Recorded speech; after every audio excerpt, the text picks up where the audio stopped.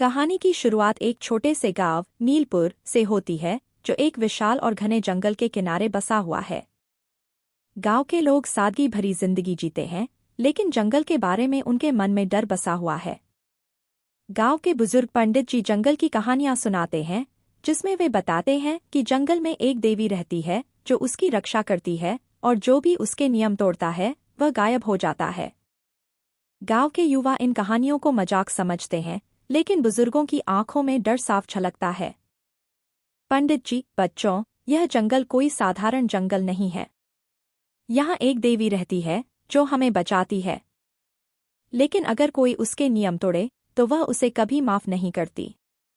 राहुल, पंडित जी, यह सब कहानियां हैं हमें डराने के लिए। पंडित जी, नहीं बेटा, यह सच है। मैंने अपनी आंखों से देखा है।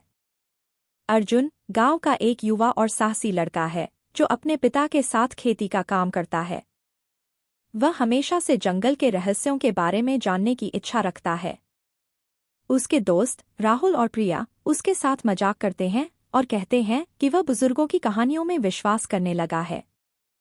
लेकिन अर्जुन का मानना है कि जंगल में कुछ रहस्यमय है और वह उसे जानना चाहता है। अर्जुन, मैं जंगल में जाऊंगा और सच जानूंगा। यह सब कहानियां नहीं हैं। प्रिया, अर्जुन, यह खतरनाक हो सकता है।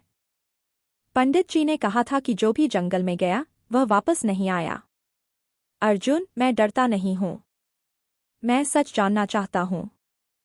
एक दिन अर्जुन अपने दोस्तों को बताए बिना जंगल में जाने का फैसला करता है। वह जंगल के किनारे पहुंचता है जहां उसे एक रहस्यमय आवाज सुनाई देती है। वह आवाज उसे जंगल के अंदर खींचती है। जैसे जैसे वह आगे बढ़ता है वह जंगल की सुंदरता और रहस्यमयता से हैरान हो जाता है।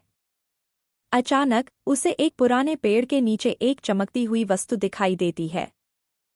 जब वह उसे उठाता है तो वह एक प्राचीन ताबीज होता है जिस पर कुछ अजीब निशान बने होते हैं। अर्जुन, यह क्या है?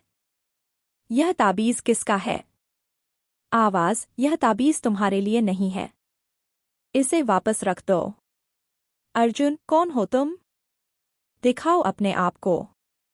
तभी अर्जुन को एक आवाज सुनाई देती है और वह देखता है कि एक रहस्यमय लड़की माया उसे घूर रही है। माया के कपड़े जंगल के पत्तों और फूलों से बने हुए हैं और उसकी आंखों में एक अजीब सी चमक है। वह अर्जुन से पूछती है, तुम यहाँ क्यों आए हो?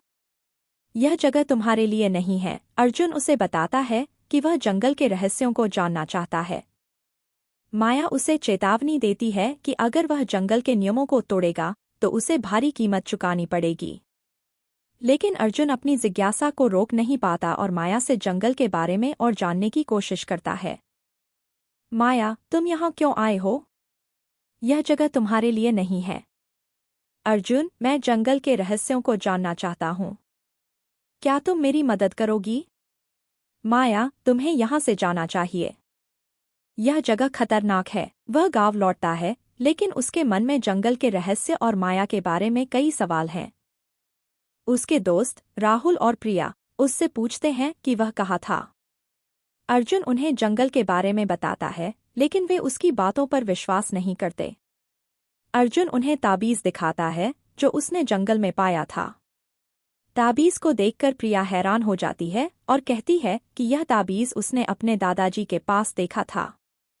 राहुल, अर्जुन, तुम सच में जंगल में गए थे? क्या तुम्हें कुछ हुआ? अर्जुन, हाँ, मैं गया था और मैंने वहां एक रहस्यमय लड़की से मुलाकात की। उसका नाम माया है। प्रिया, यह ताबीज मैंने इसे पहले देखा है। मेरे दादाजी के पास ऐसा ही एक ताबीज था। प्रिया अर्जुन और राहुल को अपने दादाजी के घर ले जाती है। वहां वे दादाजी से ताबीज के बारे में पूछते हैं।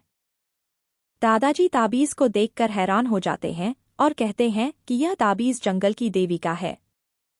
वे बताते हैं कि कई साल पहले जब वे युवा थे तो उन्होंने भी जंगल में इस ताबीज को देखा था। लेकिन जो भी इस ताबीज को लेकर जंगल में गया वह कभी वापस नहीं आया।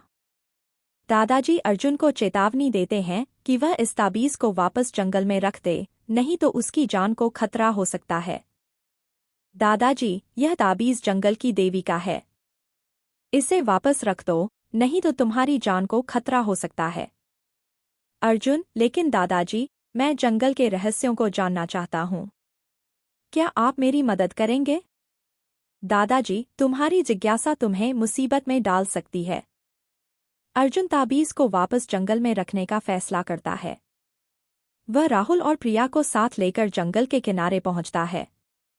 जंगल में प्रवेश करते ही उन्हें फिर से वही रहस्यमय आवाज सुनाई देती है। अर्जुन ताबीज को लेकर आगे बढ़ता है, लेकिन राहुल और प्रिया डर जाते हैं और पीछे रह जाते हैं। अर्जुन अकेले जंगल के अंदर जाता है और माया से फिर से मुलाकात करता है। माया उसे बताती है कि ताबीज जंगल की देवी का है और इसे वापस रखना जरूरी है। लेकिन तभी एक छाया दिखाई देती है और माया अर्जुन को चेतावनी देती है कि वह खतरे में है।